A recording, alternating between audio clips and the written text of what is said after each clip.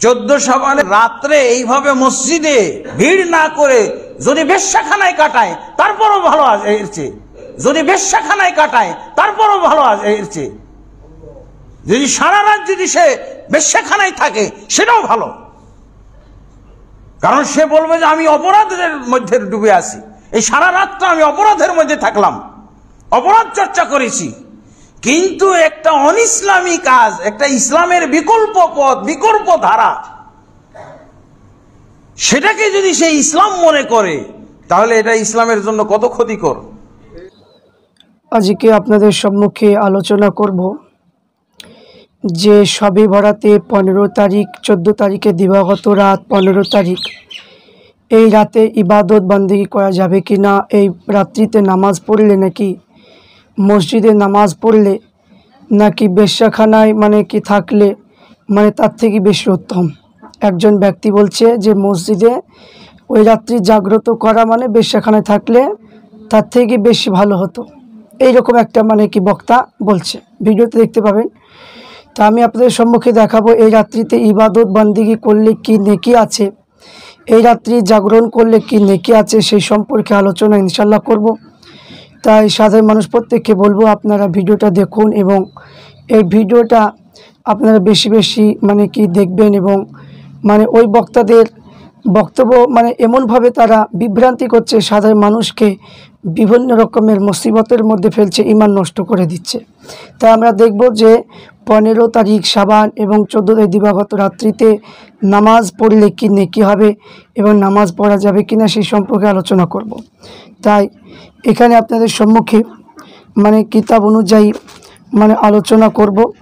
তাই প্রথম যে কিতাবটা তালিমুল তরিকাত, এই কিতাবটা মানে কি মানে আপনাদের সম্মুখে তুলে ধরব। তারপরে আপনার আল্লামা রুহুল আমিন হুজুরের এই কিতাব অনুযায়ী আলোচনা করব।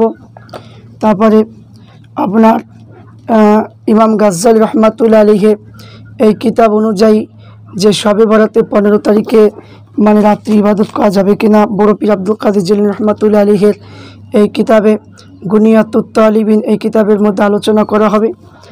তারপরে সাইফুদ্দিন সিদ্দিকী হুজুরের কিতাব অনুযায়ী দেখব। তারপরে আপনাদের সম্মুখে যে ফতোয়ায় যে কিতাবটার নাম হচ্ছে আপনার মিফতাহুল জান্নাত, এই কিতাবে দেখব এবং আহকামুশ শরিয়াত এই কিতাবের মধ্যে দেখব।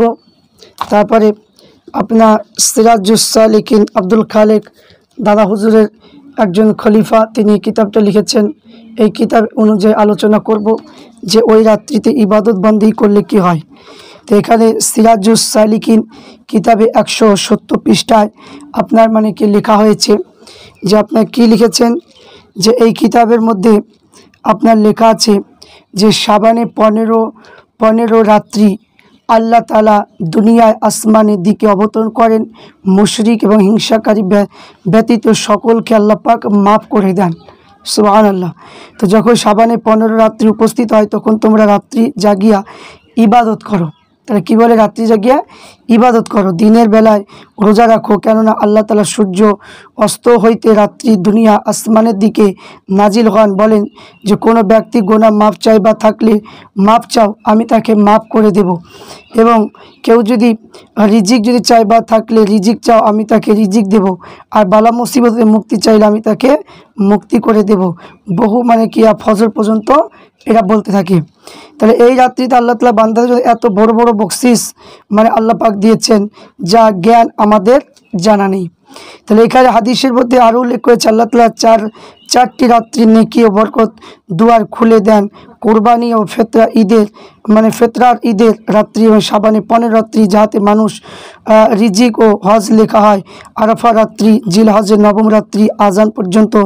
জিব্রাইল আমার নিকটে আসিয়া বললেন, শাবানে 15 রাত্রি কেলাব বংশের বকরি পশম সংখ্যার লোকজনকে দুজক হইতে আল্লাহ পাক নাজাত দেবেন। তাহলে এখানে যে 15 শাবান রাত্রি যদি ইবাদত বন্দি করা হয়, যে বনি কেলাব গোত্রের যে মানে ছাগলের পশম পরিমাণ গুনাহগার উম্মতি দেখে জাহান্নাম থেকে তাদেরকে নাজাত দেবে। তাহলে এখানে তাহলে আমরা কি বুঝতে পেলাম, তাহলে এই রাত্রে আমাদের ইবাদত করা দরকার আছে কি নাই। তারপর হচ্ছে যে হজরতে আলী রাদিয়াল্লাহু তাআলা বলেছে, আমি রাসূলুল্লাহকে শাবানে 15 রাত্রি দাঁড়িয়ে 14 রাকাত নামাজ পড়তে দেখলাম। তিনি নামাজ পড়ে বসে পড়লেন, তিনি আলহামদুলিল্লাহ সূরা 14 বার, কুল হু আল্লাহু 14 বার, কুল আউযু বিরব্বিল ফালাক 14 বার এবং নাস 14 বার, আয়াতুল কুরসি একবার, লাকাদ জাআকুম হইতে আরশিল আজিম পর্যন্ত একবার পড়লেন। আল্লাহ রসুল এই কাজ করতে অবসর গ্রহণ করলেন। আমি রসুলুল্লাহকে এই কাজ সম্বন্ধে জিজ্ঞাসা করলাম, তিনি বলেন, যে ব্যক্তি আমার না এই কাজ করলো সেই ব্যক্তি যেন 20টি হজ করলো, 20 বছর একাধারে ইবাদত করলো, দিনের বেলা রোজা রাখলো এবং যেন আগে পিছে 2 বছর রোজা রাখলো। তারপরে রসুল্লাহ সাল্লাল্লাহু আলাইহি সাল্লাম থেকে হজরত আলীকে আহ্বান করে বললেন যে, হে আলী, শাবানে 15 রাত্রি যে ব্যক্তি 100 রাকাত নামাজ, প্রত্যেক রাকাত আলহামদুলিল্লাহ সূরা একবার, কুল হু আল্লাহু 10 বার পড়ে আল্লাহ তাআলা লেখক যে ফেরেশতাকে আদেশ দেন যে এই বান্দাদের যেন কোনো গুনাহ না লিখে সারা বছর তার নেকি লিখতে থাকো। তো এই রাত্রি নফল লাইলাতুল বারাত নিয়াতে যদি নামাজ পড়ে কি পড়া যায় পড়বে, তাহলে ইস্তেগফার, দুরূদ শরীফ, তাসবিহ, কুল হু আল্লাহু, ইয়াসিন সূরা, কোরআন তেলাওয়াত বহু পরিমাণ করতে থাকবে। তাহলে এখানে আমরা বুঝতে পারলাম যে আপনার যে 14 তারিখ দিবাগত রাত্রি শাবান 15 তারিখে ইবাদত বন্দি করলে কি ফজিলত কি রয়েছে। তাহলে এই রাত্রিতে ইবাদত বন্দি করলে আপনার কি গুনাহ মাফ হবে এবং এই রাত্রিতে আল্লাহ রসুল নামাজ পড়েছেন।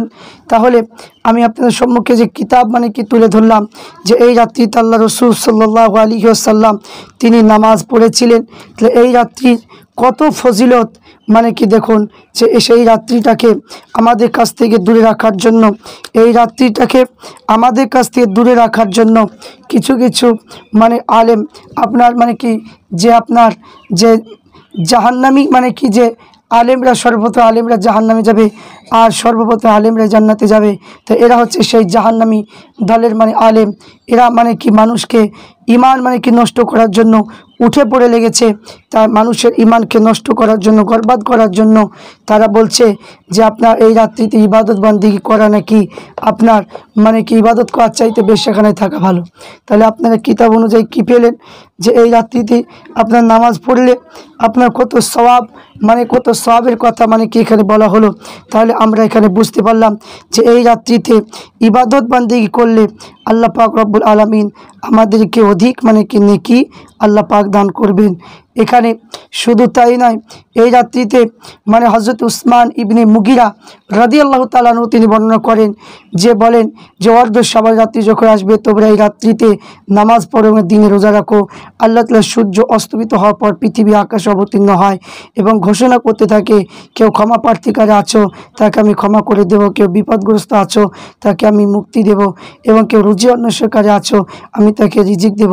তাহলে ফজর পর্যন্ত আল্লাহ পাক রব্বুল আলামিন এইরকম বলতে থাকে।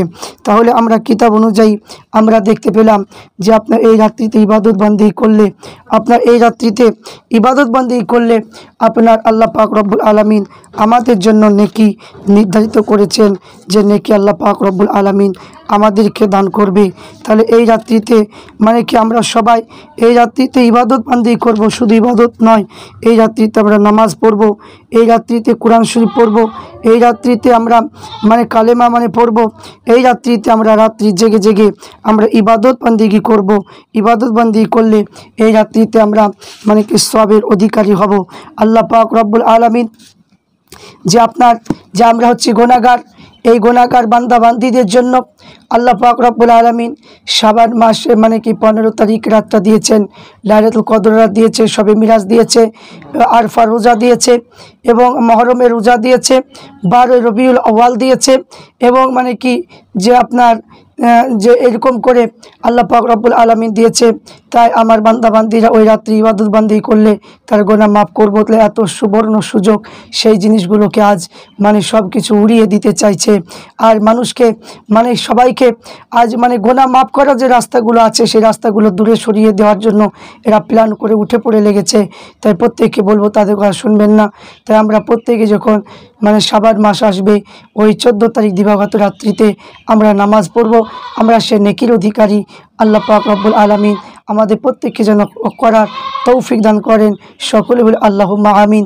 এখানে ইবাদত বন্দেগী করলে কখনো মানে গুনাহ হয় না।